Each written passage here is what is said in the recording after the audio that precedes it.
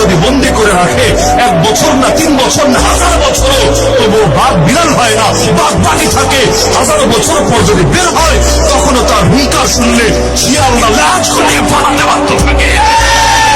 বাংলাদেশে আরেকটা নতুন সূর্যের উঠে আমি দেখতে পাই, যে সূর্যটার নাম হলো আল্লামা মামুনুল হক। সুতরাং পেগাম হলো বাতিল শক্তি মামুনুল হককে অঙ্গুলি দেখাবে না। মামুনুল হকের শাহাদাতের তৈয়ারি রয়েছে। এক মামুনুল হক কোথাও দাঁড়াইলেই সেটা মিছিল হয়ে যায়, এমনি দাঁড়াইলেও হয়।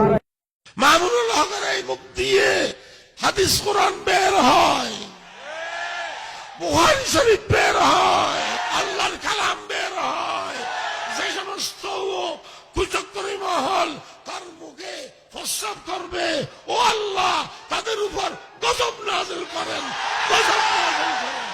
আর তুমি লাঠি দিয়ে মানুষ মারো আর কও যে মামুনুল হক কই? এই মামুনুল হক কার ছেলে জানো? মামুনুল হক শেখুল হাদিস আল্লামা আজিজুল হকের সন্তান। এটা হাতিম তায়ের কন্যার ইজ্জত যদি নবীর আখলাক হয়, তাহলে মামুনুল হকের নাম লস, ইজ্জতের সাথে নবী।